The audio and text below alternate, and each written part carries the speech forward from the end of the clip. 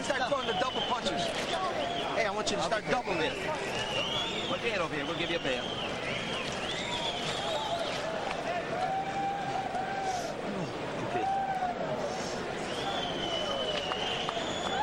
Pick it up, you're behind. You're gonna have to start picking it up, work this guy's body. You come up, let's go. You gotta stay with him. Both hands gotta move. Up and down. Throw that punch, you were beautiful. Pick it up like you've been doing. All right, give him a little shot of water. He's doing good, Paul. Paul, 4 and 5 at a time. They don't have to be hard shot. Then dig the body. Back, give me that towel. Okay, second time. Let's go.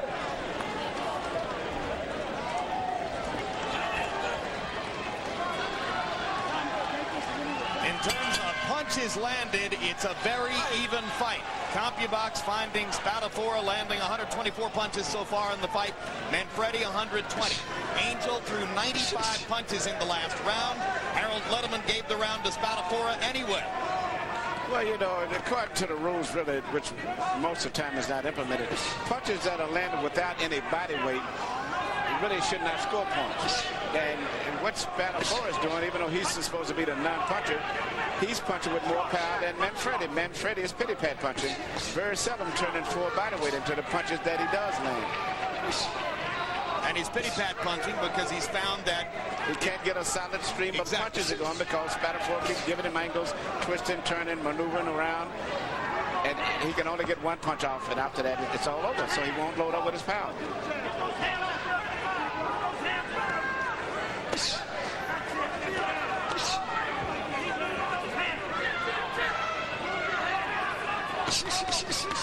And you see there, he shot 3 little punches off, and then he dipped off at angle before Manfredy could retaliate.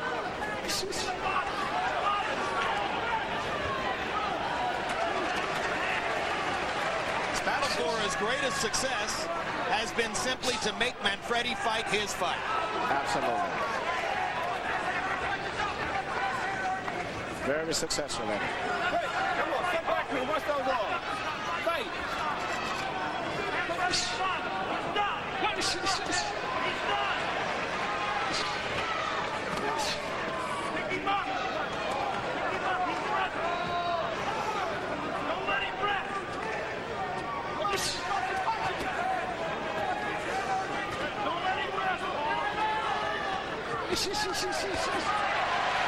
And after the combinations, he dips away again.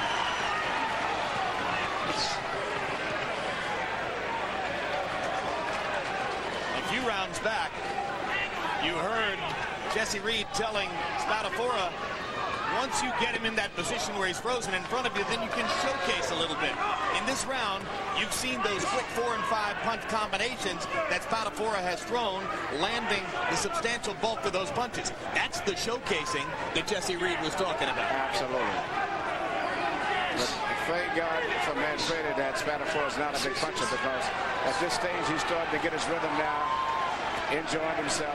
If he was a big puncher, he could seriously, I think, hurt Manfredy. You can just see the way Spadafora is using his feet, responding to the crowd. He's doing what he wants to do in there. Yeah. Manfredy cannot get a sustained rhythm.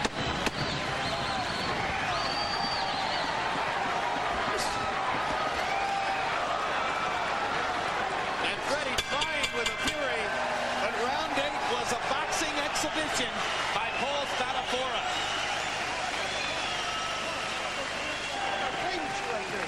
Understand? Don't let him play with you. You have to knock this guy out. Understand? Let's get serious. Let's work this guy. Yeah? Don't let him throw 3 4 punches. You have to pick it up. You hear me? Yes. You have to start picking it up. You can get that. What's wrong with that? Stop.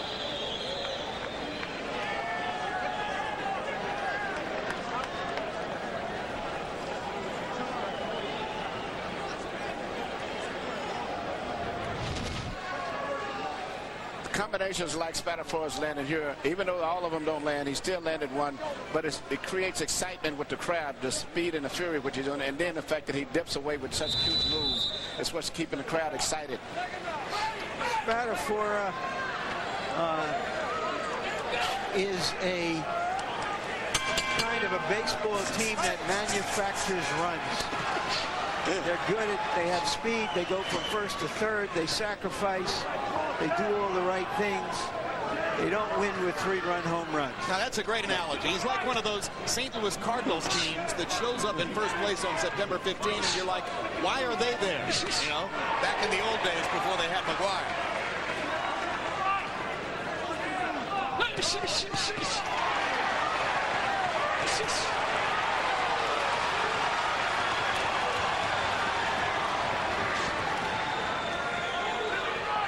Awfully hard for a ringside judge to go against that kind of work and that kind of crowd reaction. He's fighting the other crowd in addition, and I figured this was going to happen. Going down the stretch, Spadafora, whatever he did earlier, he would be doing better the last half.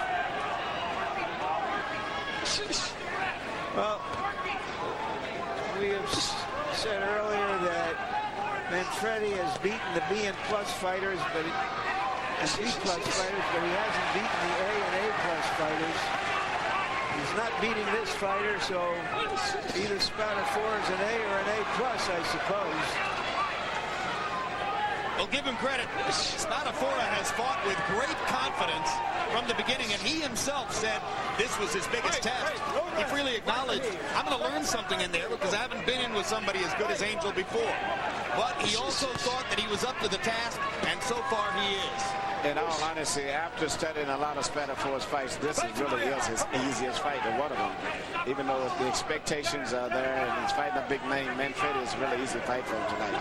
Even when Manfredy does punches, it's really not a threat to him.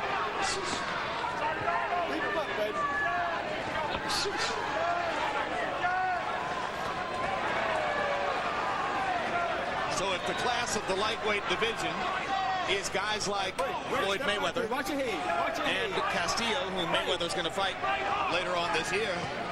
Well, that's a different class right here, I think. And Spadafora is going to have to do a lot more than just angle and pity-pat punch himself. He's going to have to do, but you know, Spadafora you can't really underestimate because he's a developing young fighter. And he's a big kid for a lightweight, too. Very few boxers in boxing history have become popular gate attractions outside of their own hometowns. It would be interesting to see if Spadafora can carry his popularity to Las Vegas or New York. I agree. You know, I look back in history and I think of a Benny Leonard, a Willie Pepps, Pernell Whitaker, but very few and far between. Yep. Pernell Whitaker may be the last of the recent fighters. Larry, let's take a look at the point we've made about Angel Manfredy losing to the A and A plus fighters. Here are the key losses in Manfredy's recent career. Yeah, all to top fighters, Diego Corrales, who was undefeated at the time, Stevie Johnson, very good lightweight champion, and of course Floyd Mayweather Jr., who just overwhelmed him. And even in those fights that I saw him lose, I thought he fought a much more spirited performance than he's put out tonight. It's like batting against a junk ball pitcher. Bend your knees a little more. It's hard to get a rhythm, Work that body. and you can look foolish. When he moves away, you got to step with him and throw the punches. These three are out. Come on, let's go. Keep doing it, baby.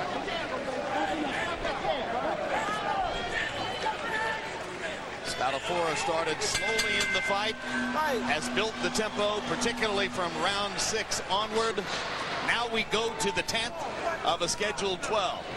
3/4 of the way through. Harold, how do you have it? Okay, Chip, I'll tell you something. I think the last 5 rounds have been a disaster for Angel Manfredy.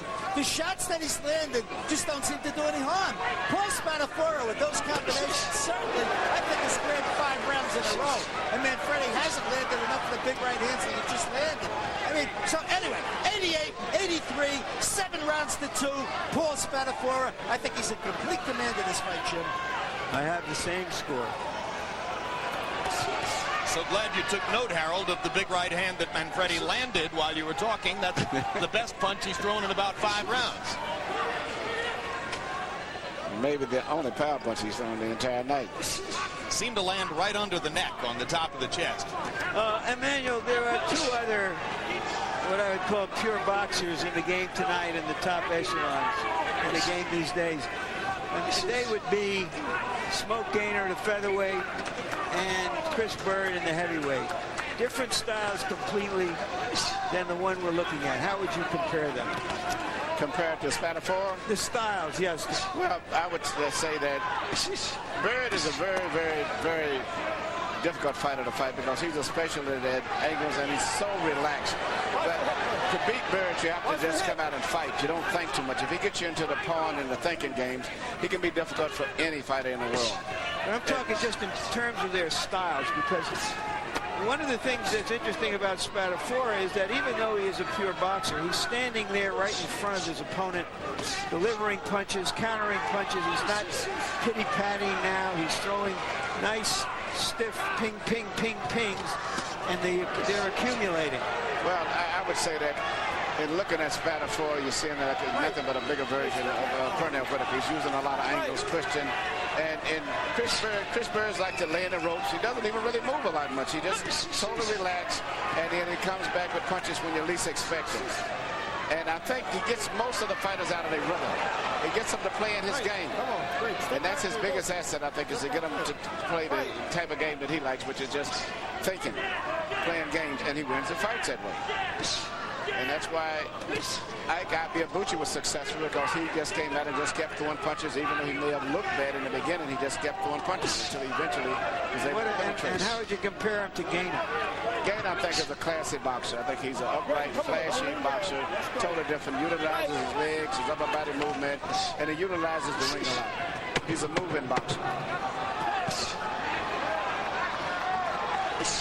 Good punches in this round by Manfredy. Angel's best round in quite a while, as he displays the necessary sense of urgency, if not yet any technical mastery of Spadafora. I'll put it back further. Here's my piece, sir. Keep boxing, baby. Use that jab. Paul, listen to me. Lay back, so I can... This round, next 2 rounds, I want you busy with your hands. Don't hold them, and you dig that body. You forgot your uppercuts in this fight. Start turning on him and throwing those uppercuts, all right? Can I throw that right hand? Come underneath, no respect, no pit back. Everything is Take the legs out. Let's go. Take a deep breath. You got to deep. Spadafora shoots those little straight, short punches, and Manfredy is, for whatever reason, fighting with his hand wide, and he's always getting through because his punches are much straighter and direct to the point.